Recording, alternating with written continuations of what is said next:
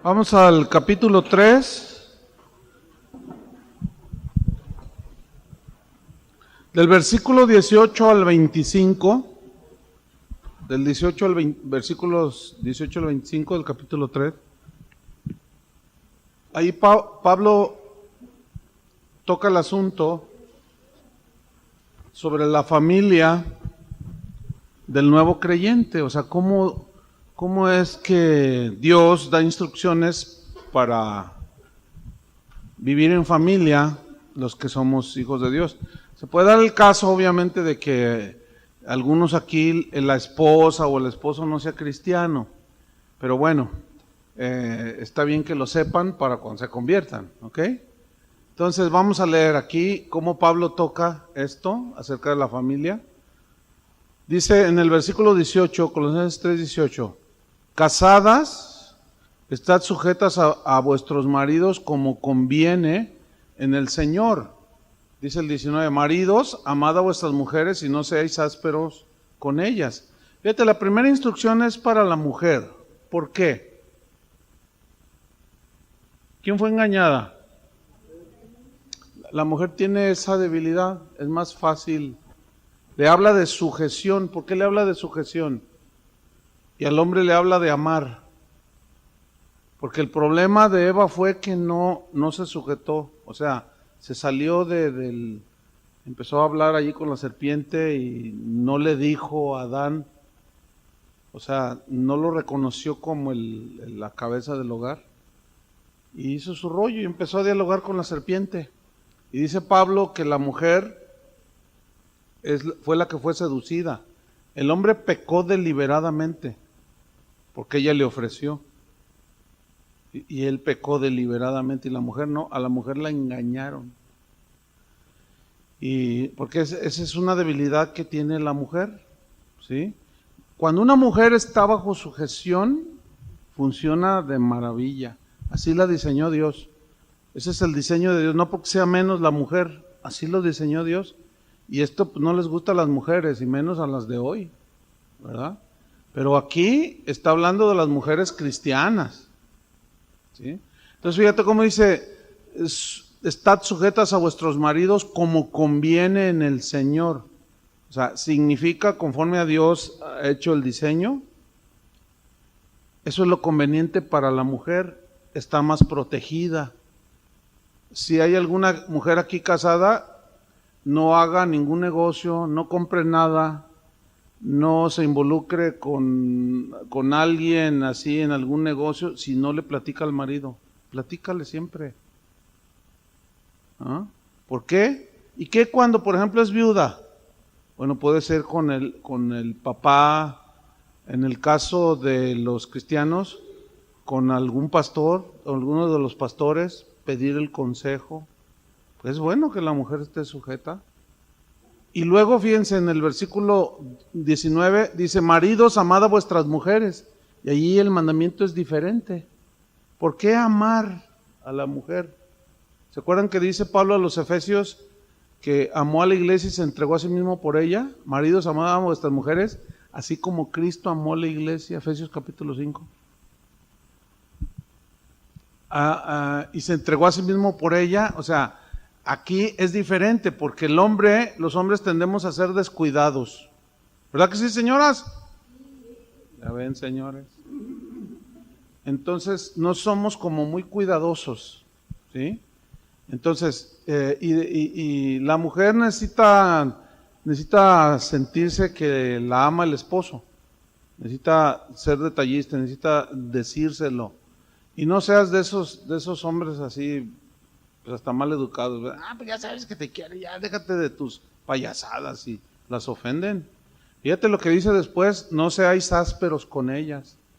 La palabra ásperos aquí viene de una palabra griega que significa, da la idea como de traspasar con algo puntiagudo, ¿sí? El cuerpo, alguna parte del cuerpo. En este caso se refiere la aspereza a las palabras. Fíjense, y el hombre, por naturaleza caída, es áspero, somos ásperos, ¿sí? Y eso se debe de ir limando. A la mujer no se le debe de tratar con aspereza. Porque la mujer, al ser más sensible en sus emociones, es más fácil ser herida, ¿sí? Y fíjense que generalmente así sucede. Al ser descuidados, somos ásperos el varón. Por eso nos da este mandamiento: no seáis ásperos con ellas. Porque soltamos las cosas así muy ásperamente. Y todo aquello de que eres una tonta y que no sé qué, y que quién sabe cuánto. Una vez le dije a uno, mira, no le digas tonta a tu esposa. No, es una tonta. Pues tú eres más porque la escogiste a ella. Y yo nomás se quedó así. Tú eres más tonto entonces, porque la escogiste a la tonta. No, cálmate, hermano. Así es que ya no le andes diciendo eso a tu esposa. No, eso les pega bien duro, ¿sí? Y luego, como son bien sensibles, se quedan así como golpeadas, pero todo esto es algo interior. Y a nosotros los maridos se nos ordena quitar la aspereza, ¿sí? Y ser más tiernos, porque lo contrario a la aspereza es la suavidad, ¿no? Entonces, cuando te dirijas a tu esposa, hazlo con respeto, hazlo con cariño. Los que son casados, los que son jóvenes, cuando se vayan a casar, y tú cuando te cases, mija, dile a tu marido, no seas áspero. Sí, no, porque de verdad, la mujer es así, al ser más sensible, pues es más fácil, más vulnerable. Por eso dice, no. Inclusive cuando te sirve de comer, dale las gracias. Y siempre dile algo. Ay, qué buena estaba la comida. Ah, muchas gracias. Eso es alimentar la armonía. Y eso va bajando tu aspereza, ¿sí? El otro día alguien me comentaba, ay, voy a ir con el dentista porque traigo una muela así muy filosa. Como que se le astilló, ¿no? Entonces como que le quedó un pico. Dice, ay, nomás que duele bien feo. Y ay, no, me dan unos nervios. Le dije, pues aquí no. Entonces ya después fue con el dentista, ¿no? Y le dijo, es con una hermana de aquí, le dijo, ¿qué quieres que te arregle? Dice, pues es que traigo un pico allí que... Entonces, pues, me sacó, ¿cómo se llama el aparatito ese? Entonces, con ese lima, ¿no? Y entonces quitó el piquito ese que a veces se mordía, me decía el hermano. Hay que limar eso, lo áspero, ¿entiendes? Es que yo soy de Jalisco. Quítate el sombrero de charro, hombre, y sé amable, ¿entiendes? Sé considerado, sé respetuoso con tu esposa. Y si eres de los que casi nunca le dices nada, pues llegando ahorita a la casa, dile algo. Dile, caray, ¿te cambiaste de vestido? Es que soy un hombre nuevo, mi amor, dile. ¡Ay! Se va a emocionar y te va a hacer tu birria, que es tu plato favorito. Pero luego, fíjate, se va con los hijos, versículo 20 dice, hijos, dice, obedeced a vuestros padres en todo. ¿Oyeron, niñas? Ustedes que están aquí estudiando la Biblia. Ahora fíjense, obedeced a vuestros padres en todos. Fíjense, a la esposa le dice, habla de sujeción. A los hombres de amar y quitar la aspereza. Y a los hijos de obedecer. Ahora, la frase en todo no es todo. ¿Sí? En todo significa a lo que tiene que ver con los mandatos de Dios. ¿Sí? Porque lo mismo la esposa se sujeta al marido como conviene en el Señor, hasta donde no se violente. Si por la palabra de Dios, si por ejemplo el marido le dice a la esposa, le dice, oye, me gustaría que cuando yo llegue tengas todo listo por la comida porque llevamos el tiempo medido. Entonces te está diciendo algo que pues sí, ¿no? Está dentro del margen. Pero si te dice otras cosas, si a un papá le dice a su hijo, ve, cómprame marihuana, el hijo tiene que hacerlo, se va a meter en broncas de todas maneras. Pero ahí es donde obedece a Dios. En el caso de cuando no es cristiano, algunos en la familia, Pero cuando son cristianos, fíjense, obedeced a vuestros padres en todo, porque esto agrada al Señor, dice. Y luego revira a los padres, fíjense, en su función de padres, en el versículo 21. Dice, ¿padres? Sí, porque luego a veces los padres dicen, ya ves, hijo, aquí dice, sométete en todo, obedéceme en todo. Pero el 21, fíjate lo que dice. Allí Pablo voltea la tortilla, ¿no? Dice, padres, no exasperéis a vuestros hijos. O sea, significa no provocarlos, para que no se desalienten. ¿Sabes cuál es una manera de provocar a los hijos? Teniendo preferidos. ¿Cuántos de ustedes fueron los preferidos en tu papá? A ver, sean sinceros, levante la mano. Ay, los preferidos. ¿Cuántos fueron los así, ovejitas negras, los desechados así de papá? Sí, a los dos los amolaron. Tanto a los que hicieron a un lado como a los preferidos. A los preferidos porque los consintieron, los dañaron. Y a los desechados o a los que rechazaban, pues por lo mismo, el rechazo duele, ¿verdad? Y esa es una manera, fíjate bien, de exasperar a los hijos, ¿sí? Por ejemplo, mi papá tenía de preferida a mi hermana, la menor, a Georgina. Y los demás, pues, Carlos se ponía así, y yo también. Y a ella le consentía todo y le daba dinero y a nosotros no. ¿Y por qué? Y véngase mi negrita, le decía. Y nos hacía enojar. Y luego nos decía, hagan esto. Y yo decía, no. O sea, nos provocaba. No era cristiano y bueno, se le disculpa, ¿verdad? Pero en el caso ya de los cristianos, ¿no? Así como ya no hay barreras entre los hermanos, debes de amar a tus hijos igual, ¿sí? Igual, aunque uno haya salido rubio y el otro moreno, aunque uno sea más inteligente que otro, tienes que amarlos por igual. Cuando mis hijos estaban chiquillos, una vez, mi hijo tiende a ser más blanco de la piel y mi hija morena. Entonces, llegó la niña corriendo por un lado y luego el niño, se llevan 2 años de edad, estaban chiquillos. Papá, a ver, ¿qué pasó? Dice, ¿verdad que a mí me amas más que a David? Y luego David dice, no, ¿verdad que tú me amas más a mí? ¿Y por qué piensas tú que te amo más? Porque yo soy el hombre de la casa. Ah, tú eres el hombre de la casa. ¿Y tú por qué? Porque yo soy la niña. Y luego, fíjate, David dice, pero ella está prieta. Fíjate, traen el racismo. Qué tremendo. Entonces yo los tenía ahí a los dos. Dije, ay, Señor, dame sabiduría. Entonces les decía, a ver, siéntense aquí. Les voy a poner un ejemplo. A ver, ¿qué les gusta de la noche? Ay, pues bien bonito, las estrellas, se ve la luz. Cuando está la luna así, que brilla, ¿qué tal? No, pues es bien bonito. Y luego los grillitos cantan. ¿Les gusta la noche? Sí. ¿Y del día que les gusta? No, pues el sol, ¿verdad? Que se ve todo y los pájaros volando porque la luz del sol ilumina todo. Entonces le dije, bueno, mira, hijo, tú eres el día y ella es la noche. Y se quedaron así, le decía, no, los dos. Miren, la luna, el día no existiría sin la noche, no serían las 24 horas, no. Entonces les expliqué y se quedaron. Les dije, no, a los dos los quiero por igual. Y se calmaron, Y fíjate, eso insistíamos, porque eso es propio de los niños.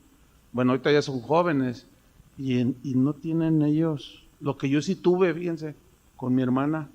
Así, yo la agredía a mi hermana, hasta después de convertido, bueno, ya fue cambiando la cosa, ¿no? Pero yo los veo a ellos y tienen entendimiento de eso. Y saben que a los dos los amamos igual. Entonces, ahorita ya crecieron, pero yo veo el fruto en ellos. ¿Entienden? Lo importante de obedecer la palabra de Dios. Entonces, luego, fíjense, en el versículo 22, bien interesante, porque ahora se va con los esclavos, o vamos a ponerlo así, con los trabajadores, ¿sí? Dice, siervos, obedeced en todo a vuestros amos terrenales. Pero aquí se refiere a los esclavos, ¿eh?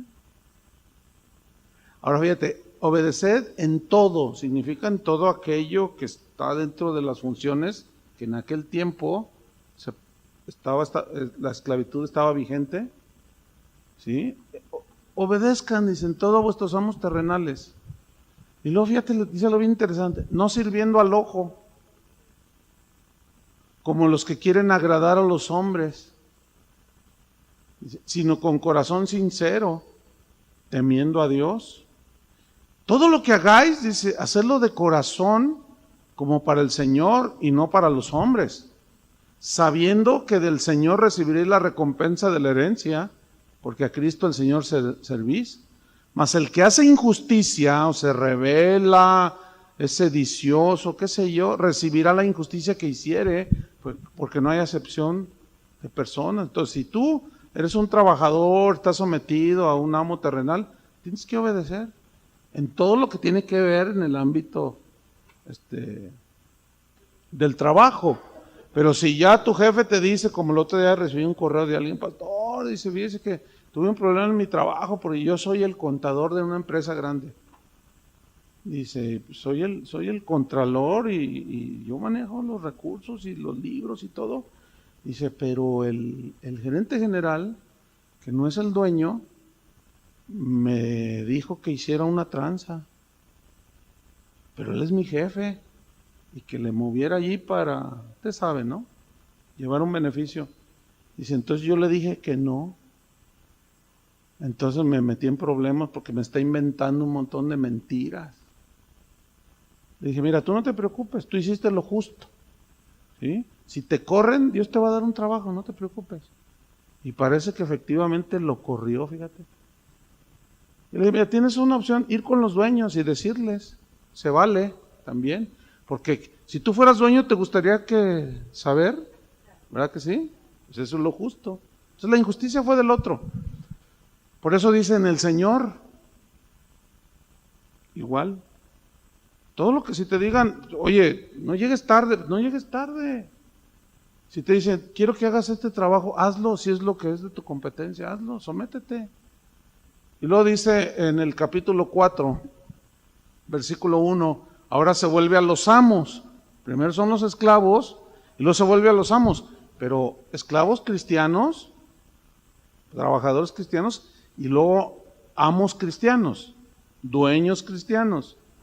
¿Sí? Jefes cristianos. Lo dice, amos. ¿Se fijan el equilibrio? ¿Sí? Amos.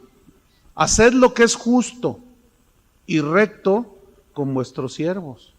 Ahora, si tú eres dueño de algún negocio, ¿qué dice aquí? Haz lo justo y lo recto con tus empleados. Págales salarios justos. Haz lo que dice la ley.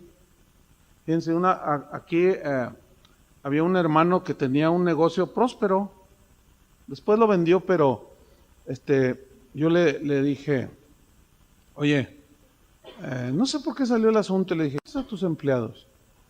Y luego se me quedó, pues bien, le digo, ¿podría yo hablar con algunos de ellos? Porque de todos los empleados que tenía había como 3 cristianos.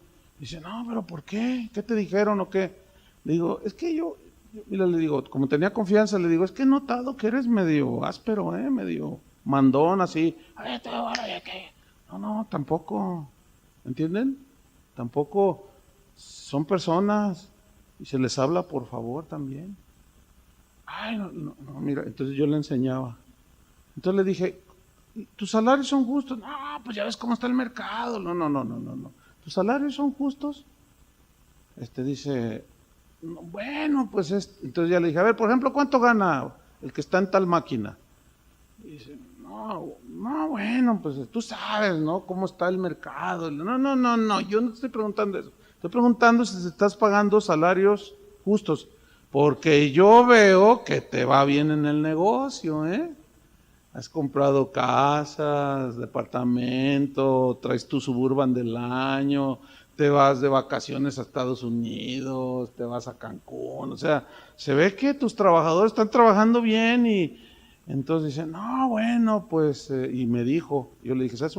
Te voy a decir algo, le dije, trátalos con justicia, Le dije, te voy a dar un desafío, auméntales el salario. ¿Cuánto es el salario así que prevalece en del ámbito de lo que tú tienes tu negocio? Por ejemplo, de este maquinista. No, pues tanto. Entonces yo le dije, súbele el 25%. Y me miró, me dijo, no, no se puede, me voy a la quiebra. Le dije, ahí está tu mentalidad poquitera. Ahí está la mentalidad. Mira, si tú le das aliento, tratas bien a tus trabajadores, los incentivas, es al revés, le dije. Pero fíjate cómo estamos hechos, ¿no? Y luego aquí la cultura mexicana. Uy. Entonces, no me voy a ir a la quiebra. Ok, vamos. Mira, yo no soy administrador, pero no me pierdo, ¿eh? Fíjate, si tú haces este aumento, empezamos a hacer números, ¿en cuánto te afecta? No, pues la verdad, no te hagas, sí sabías, porque tú eres contador. Le dije, haz lo que dice la Biblia, y yo te voy a asegurar algo. Si tú haces lo justo y lo recto con ellos, Dios va a bendecir tu negocio. Y bueno, yo le lancé el reto, pero ¿saben qué fue lo tremendo de esto? Que lo agarró y dijo, pues sí, dice, si me he portado mal, pues voy a cambiar. Fíjate, qué tremendo. Entonces habló con ellos y les dijo, ¿saben una cosa? Pues esta empresa de aquí vi, y les empezó a hablar. Sabían que él era cristiano. Les dijo, les voy a subir a todos el sueldo. Voy a procurar ya no tratarlos así muy duro. Y lo empezó a hacer. Mira, hermano, en un lapso de 1.5, 2 años, se duplicó. Sus trabajadores ganaban más que el estándar, pues.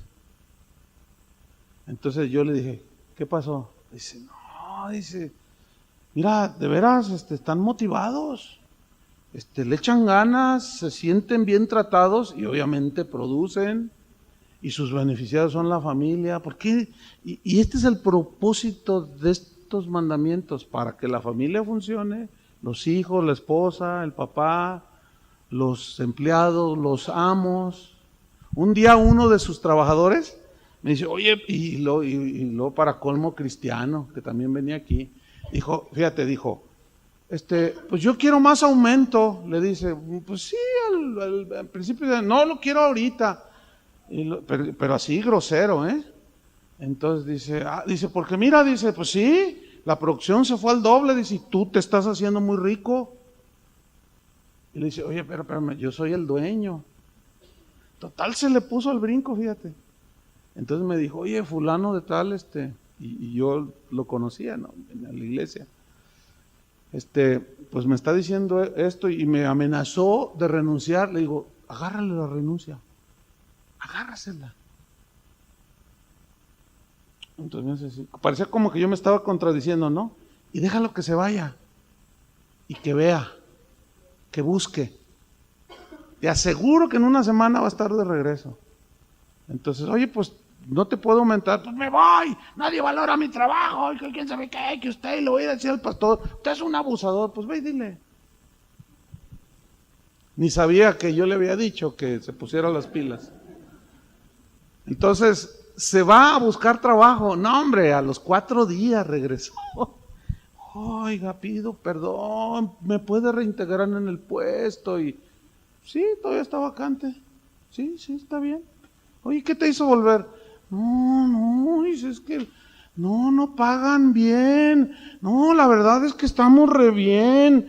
Estamos un 30% arriba de lo que le ganan en mi oficio. Dice, ¿ya ves? Ahora el que no valoraba eres tú. Y siguió otros 5 o 7 años, hasta que después él hizo su ahorrito y puso su negocio, y ya tiene su negocio. Pero fíjense, todo eso lo trata la Biblia. Interesante, ¿no? Así es que el que es trabajador, pues échale ganas. Y si tú eres dueño, pues también échale ganas. Si eres esposo, échales ganas. Si eres esposa, lo que dice la palabra, si eres hijo, y todo, miren, con el propósito de caminar, ¿sí? Y para todo eso, Cristo y su palabra nos es suficiente. Y ven hasta dónde nos lleva, ¿sí? Ok, vámonos al versículo 3. Colosenses 4:3. Dice, orando también al mismo tiempo por nosotros. Perdón, estoy en el versículo 1, ¿verdad? Me brinqué el 2. Dice, amos a hacer lo justo, etcétera. Lo justo y lo recto con vuestros siervos, sabiendo que también vosotros tenéis un amo en los cielos. Qué tremendo Pablo, ¿verdad? Y luego dice el versículo 2, ahí le da un giro y tiene que ver con la vida cristiana. Dice, perseverad en la oración, velando en ella, con acción de gracias, orando también, dice, al mismo tiempo por nosotros, para que el Señor nos abra puerta para la palabra. Fíjense, el interés de Pablo era la difusión de la palabra, ¿no es cierto? Dice, a fin de dar a conocer el misterio de Cristo, pero miren lo que dice, por el cual también estoy preso. Cuando Pablo escribió las epístolas a los colosenses, a Timoteo, Tito, estaba en la cárcel. Pero fíjate cuál era su petición de oración, para que el Señor nos abra puerta para la palabra, a fin de dar a conocer el misterio de Cristo. Eso era su pasión y su interés. Hay una escritura muy interesante en Hechos 16, pongan una señal ahí en Colosenses 4, porque allí hay algo muy interesante, miren. Ustedes recuerdan que por una parte, Cristo dijo, vayan por todo el mundo y prediquen el Evangelio, ¿sí? Pero vean este episodio para que vean qué importante es la guía personal del Espíritu Santo. Dice Hechos 16, versículos 6 al 10. Dice, y atravesando Frigia y la provincia de Galacia, les fue prohibido por el Espíritu Santo hablar la palabra en Asia. ¿Les fue qué, dice? Prohibido. ¿Qué hubieran hecho algunos de esos guerreros de hoy? Guerrita, ¿no? Hasta se visten de soldadito y no, se nos opone el diablo y que no sé qué. Y era el Espíritu aquí. A veces es el diablo, que es lo que hay que discernir. Y aquí lo discernieron ellos, dice. Versículo 7, y cuando llegaron a Misia, intentaron ir a Bitinia a predicar, pero el Espíritu no se lo permitió. Vemos que ellos se topaban y se daban el giro y seguían, ¿no? No vemos ayunos de quién sabe cuántos días, no vemos guerritas, no ven todo lo que hoy se usa, ¿no? Pues era gente bien sensible. Dice versículo 8, y pasando junto a Misia, descendieron a Troas y se le mostró a Pablo una visión de noche. Un varón macedonio estaba en pie rogándole y diciendo, pasa a Macedonia y ayúdanos. Cuando vio la visión, enseguida procuramos partir para Macedonia, dando por cierto que Dios nos llamaba para que les anunciásemos el Evangelio. Y fue en Macedonia donde Dios los quería llevar, fíjate. Pero ¿te fijas cómo los contuvo? Y ellos fueron sensibles.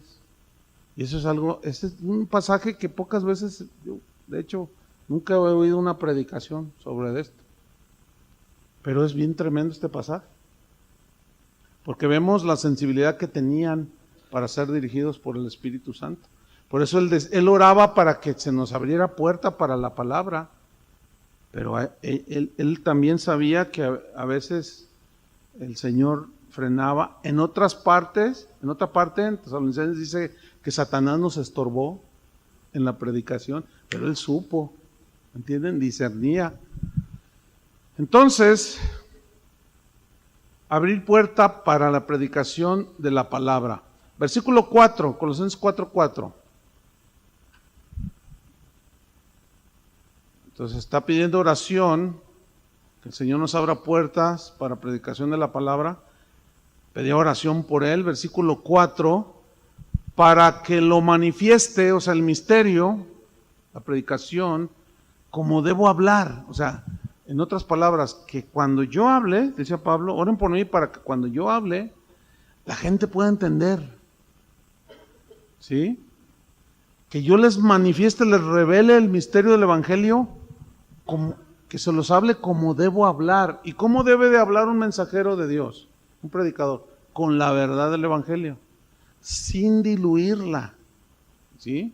Hoy, de lo que más se escucha es de predicadores que han diluido tanto el evangelio, ¿sí? Y desgraciadamente, fíjate, como son pastores de mega iglesias, o sea, iglesias de miles de personas, los demás, los que están allí aprendiendo, pues aprenden mal porque dicen, no, bueno, pues es que así es el pastor. Por ejemplo, hay un pastor muy famoso en los Estados Unidos que tiene una de las iglesias más grandes que hay en el mundo, ¿sí? Y es una de las iglesias que más crecen, esto es entre comillas, en los Estados Unidos.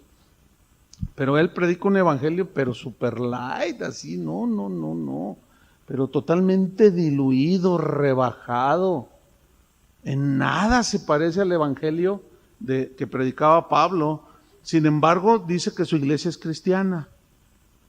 Y seguido lo entrevistan, como le gusta así farandulear, le gusta salir en los noticieros y se junta con artistas, jugadores de béisbol famosos, que van a su iglesia, anda con ellos, ¿entiendes? Se va a jugar golf con el ¿cómo se llama? El diplomático de tal país. Entonces, pues se ha hecho bien famoso. Tiene una iglesia gigantesca y un día lo agarró un periodista que entrevista a todo el mundo. Se llama Larry King. No sé cuántos han visto esas entrevistas. Entonces le pregunta a este predicador, a este pastor, y le dice, oiga, ¿usted por qué nunca habla del infierno? No, dice, yo no soy portador de malas noticias. Oh, bueno, pero se lo fue agarrando el presentador, ¿no? Dice, oiga, ¿usted por qué nunca menciona del pecado? Dice, no, ¿para qué? Pues la gente sabe que tiene problemas. Oh, oiga, pues usted es un predicador del evangelio, ¿no? Entonces, para usted, ¿quién es el único que salva? Fíjate lo que le está diciendo el periodista. Y le dice, bueno, mire, cuando yo era joven, mi padre que fue pastor, un pastor bien respetable, ya murió, dice, él me llevaba en sus viajes y una vez fue a la India a predicar, él era pastor evangelista y yo, pues yo oía sus mensajes y todo, y entonces yo conocí muchos países desde niño. Entonces yo conocí un país, la India, donde hay muchos hindúes, y a mí me impactó tanto, fíjense lo que estaba diciendo, me impactó tanto su devoción, su religiosidad, su entrega, pues son bien idólatras, ¿no? Se bañan en los ríos para perdonar limpiar sus pecados, o sea, unas aberraciones, dice.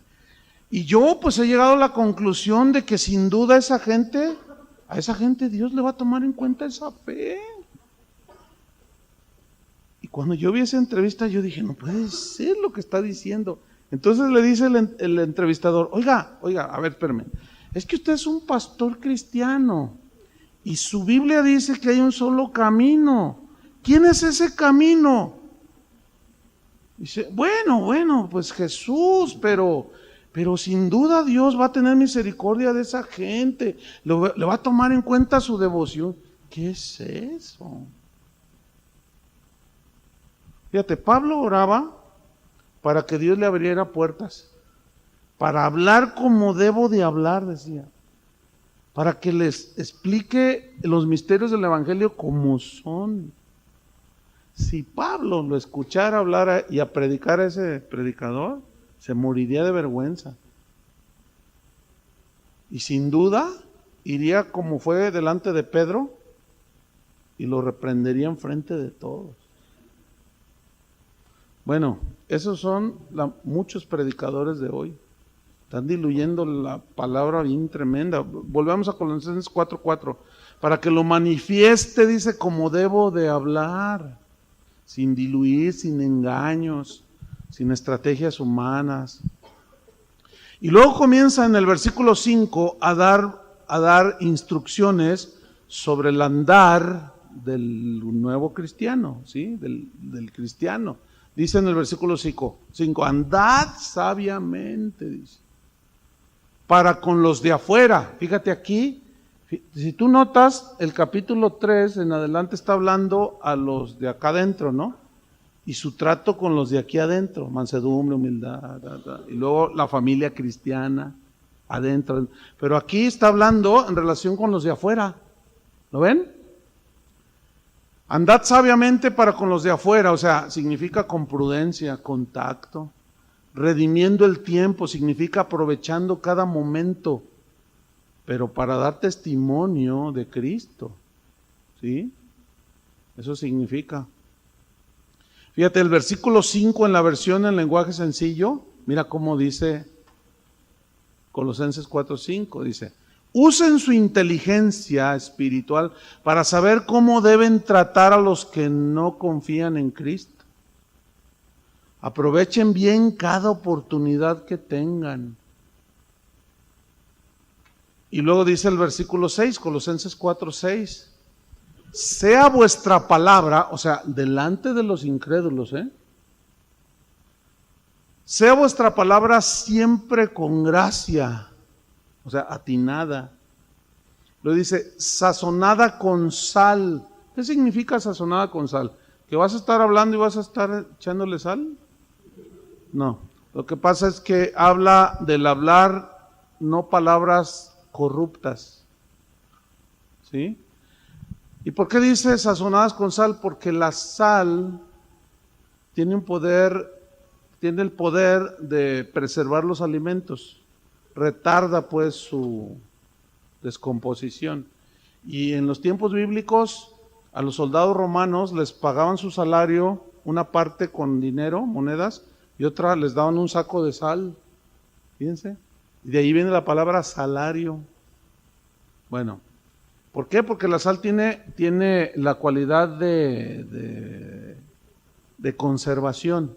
Por eso dice aquí, anden sabiamente con los de afuera, con prudencia, con tacto, aprovechen bien el tiempo, eso significa redimiendo, sean vuestra palabra con gracia, o sea, no corrompida, sazonada con sal, eso significa. O sea, no palabras corrompidas, no pláticas corruptas, para que sepáis cómo debéis responder a uno de los que no conocen a Dios, ¿sí?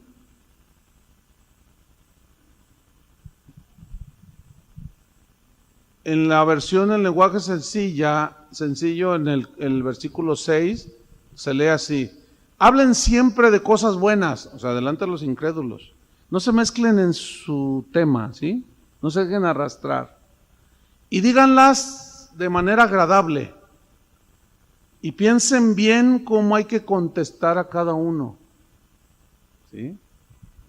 Ahora vamos al versículo 7, porque ya Pablo ahí da las instrucciones finales de su carta, y dice así, hasta ya el último versículo es el 18 y termina la carta. Dice, todo lo que a mí se refiere os lo hará saber Tíquico, o sea, sus necesidades, su situación, todo. Él tenía alguien que lo asistía a él, se llamaba Tíquico, amado hermano, dice, y fiel ministro de Dios y consiervo en el Señor, pero era alguien que lo asistía, ¿entienden? Una vez escuché una predicación la predicación se llamaba Mi amigo Tíquico. Tremenda predicación, y habla acerca de los que sirven a los que sirven, y Tíquico era uno de ellos, ¿no? Entonces, siempre hay hombres, mujeres, que son consiervos, como dice aquí, consiervo mío en el Señor, pero Tíquico lo asistía, o sea, era alguien que estaba al tanto de sus necesidades. Eso Dios se lo puso a él, a Tíquico. Y bueno, Pablo lo aceptó como eso, alguien que lo asistía. Por eso dice, todo lo que a mí se refiere os lo hará saber Tíquico. O sea, si tengo alguna necesidad, bueno, Tíquico, él me asiste a mí, ¿sí? Versículo 8. El fiel consiervo en el Señor, el cual he enviado a vosotros para esto mismo, para que conozca lo que a vosotros se refiere y conforte vuestros corazones. Versículo 9. Con Onésimo, y comienza a citar ahí una serie de personas. Con Onésimo dice, amado y fiel hermano, que es uno de vosotros. También dice, todo lo que acá pasa os lo harán saber. Tíquico y Onésimo. Onésimo había sido un cristiano que había huido de su amo, ¿sí? Y había hecho sus tranzas. Entonces, Filemón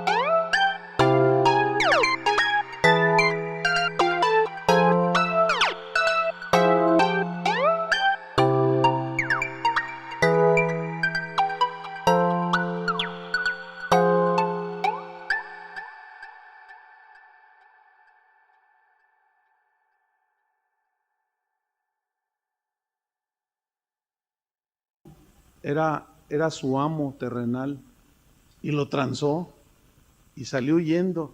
Nada más que Onésimo nunca contó con que un día iba a conocer a Cristo por boca de Pablo. Entonces cuando se enteró, si ustedes leen la epístola a Filemón, dice, recíbelo a Onésimo.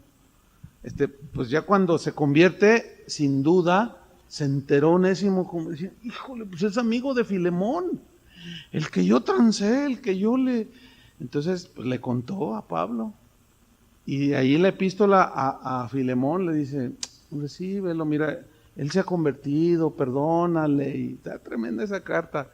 Y Onésimo se volvió un hombre humilde porque se ve como que era medio acelerado. Entonces dice, Onésimo, amado y fiel hermano, que es uno de vosotros, todo lo que pasa acá os lo hará saber. Ahora ya era alguien que asistía al mismo Pablo también, era su servidor, su asistente. Versículo 10, Aristarco, dice, mi compañero de prisiones. O sea, era alguien que posiblemente lo metían a la cárcel junto con él, o cuando él estaba en la cárcel, iba y lo asistía. Un comentarista decía que Aristarco, en realidad, el trabajo que hacía era visitar a Pablo en la cárcel. Y eventualmente los dejaban, ¿sí? Como ahora, ¿no? Y le llevaba comida, le llevaba algo de dinero, para lo que no había mucho que comprar, pero pues, se necesita de todas maneras. Y este hombre Aristarco atendía los tiempos de Pablo cuando estaba en la cárcel, porque pues eran mal alimentados, estaban en medio del fango, entonces había mucha enfermedad, y Aristarco lo atendía, ¿sí? Luego dice, compañero de prisiones, Aristarco, mi compañero de prisiones, os saluda.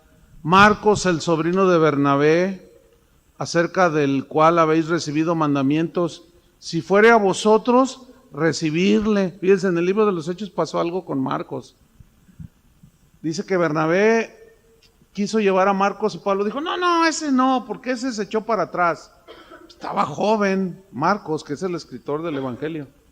Y entonces lo quiso llevar Bernabé en el, creo que fue el segundo viaje, no lo recuerdo, misionero de Pablo. Pero Pablo dijo, no, ese no. Yo no quiero gente así tan voluble, en otras palabras, ¿no? Y lo hizo a un lado y parece que eso le pegó a Marcos, pero aquí vemos a un Marcos ya como que retomó, ¿sí? Y se volvió un hombre fiel. Esto nos habla pues de cómo tenemos debilidades, pero podemos rectificar.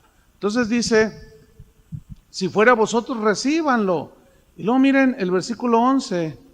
Y Jesús, llamado Justo, ¿es alguien que se llamaba Jesús? ¿Sabían que había otro Jesús? Ahí está. Jesús, llamado Justo, que son los únicos de la circuncisión, o sea, judíos, que me ayudan en el reino de Dios y han sido para mí un consuelo en medio de todas sus prisiones. Fíjate que los hombres que sirven a Dios generalmente, o sea, que son fieles al Evangelio, generalmente no tienen muchos amigos así íntimos, porque no todos entienden. Por ejemplo, Timoteo, pues era un discípulo de Pablo, y hubo un momento que en Timoteo era tanta la lucha, tanta la presión, que como que quiso declinar, y por eso le escribió, no, Timoteo, le dijo, no te acobardes, Dios no nos ha dado un espíritu de cobardía, sino de poder, de amor y de dominio propio, porque la lucha era bien fuerte. Entonces lo estaba alentando. Entonces, pues todo el mundo, fíjense, el concepto actual de un ministro de Dios es que, nada que ver con lo que es. Pablo le dijo a Timoteo, si alguno quiere vivir piadosamente en Cristo, ¿qué? Sufrirá persecución. Entonces las persecuciones estaban a la orden del día, y más en el incipiente cristianismo, era de vida o muerte. Entonces ser amigo de Pablo, así como que pues no era muy, solo los que habían entendido, y no eran muchos, pero él los menciona, Aristarco, Tíquico, este Jesús llamado el Justo, son consuelo mío, son buenos cuates, ¿sí? Ellos entienden lo que estoy pasando y me consuelan. Versículo 12, os saluda Epafras. ¿Se acuerdan quién fue el que fundó la iglesia a los colosenses? Epafras. Él fue a Colosas. Pablo, ¿sabían que Pablo, bueno, eso lo dije al principio de la clase, Pablo ni siquiera conoció la iglesia en Colosas, pero fue un discípulo de Pablo, Epafras, el que llegó a Colosas y los evangelizó, y de ahí se levantó una iglesia. Y los amaba tanto que cuando entraron los judaizantes y todos los filósofos, fue con Pablo y le dijo, oye, ¿qué hacemos? ¿Qué hago, Pablo? Fíjate, los hermanos en Colosas, y de ahí surge la epístola, pero él estaba en la cárcel. Entonces dice, os saluda Epafras, el cual es uno de vosotros, siervo de Cristo. Fíjate qué tremendo que un hombre como Pablo dijera, Epafras, siervo de Cristo. Siempre rogando, dice, encarecidamente por vosotros en sus oraciones. O sea, Pablo lo oía, que oraba, Señor, los de Colosas, los colosenses, guárdalos. Dice, oraba para que estéis firmes, perfectos, o sea, maduros y completos en todo lo que Dios quiere, porque de Él, dice Pablo, doy testimonio de que tiene gran solicitud por vosotros. Este era un verdadero ministro que se preocupaba por la salud espiritual de sus hermanos en Colosas. Dice, porque de Él doy testimonio de que tiene gran solicitud por vosotros y por los que están en la Odisea y los que están en Hierápolis. Os saluda Lucas, el médico amado, el que escribió el Evangelio. Dice, les mando un saludo. Y luego dice, y Demas. Miren, aquí Demas fue un colaborador de Pablo, pero en la carta, creo que es a los tesalonicenses, les dice, Demas me ha desamparado, amando más este mundo, y se fue a Tesalónica. Tesalónica en aquel tiempo era como Las Vegas de hoy. Dijo, no, pues yo, ya no se dice que retornó, pero Marcos sí, se fue, y luego retomó y retornó al camino, y Demas no. Y dice, Demas me ha desamparado amando más este mundo. Fíjate qué tremendo. Bueno, es a los que Juan se refería, salieron de nosotros, pero no eran de nosotros. Y termina diciendo el versículo 15, saludad a los hermanos que están en la Odisea, y a Ninfas, y a la iglesia que está en su casa, como que allí inició también otra iglesia, otro grupo que se reunían. Ahora miren este versículo 16, cuando esta carta haya sido leída entre vosotros, los colosenses, haced que también se lea en la iglesia de los laodicenses, y la carta que yo envié a la Odisea, la leáis también vosotros. Esta carta se perdió, no existe el manuscrito, ni copias, pero dice aquí que él les escribió una carta a los de la Odisea, a los que decían somos ricos y no tenemos necesidad de nada y que no sé qué. Ya Pablo, ¿qué diría? ¿Quién sabe? Pero dice, esta carta, léanla entre ustedes y luego vayan con los hermanos y léansela, y así viceversa, pero esa carta se perdió. Termina diciendo en el 17, decida Arquipo, fíjate cómo termina, siempre exhortando, siempre animando, siempre impulsando. Decida Arquipo, mira que cumplas el ministerio que recibiste del Señor. ¿Saben qué pasó con Arquipo? Se estaba echando para atrás. La persecución estaba todo lo que daba. Y alguien le dio la noticia a Pablo, por eso le dice, díganle a Arquipo, mira, o sea, como diciendo Pablo, ¿no? El que le dijo, Pablo te dijo, mira, cumple el ministerio que recibiste del Señor, no te eches para atrás. Bueno, no se sabe qué pasó con Arquipo, pero bueno, ya lo sabremos aquel día. Y termina diciendo el 18, la salutación o la asignación, la firma es de mi propia mano, de Pablo. Y luego termina diciendo, acordaos mis prisiones. ¿Saben por qué les dijo eso? Como diciendo, todo esto es por Cristo. Y si alguno quiere seguir a Cristo, le puede pasar esto. Pero luego termina diciendo, la gracia sea con vosotros.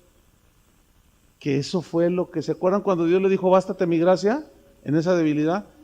Pablo vivió, por eso fue el mejor expositor de la gracia.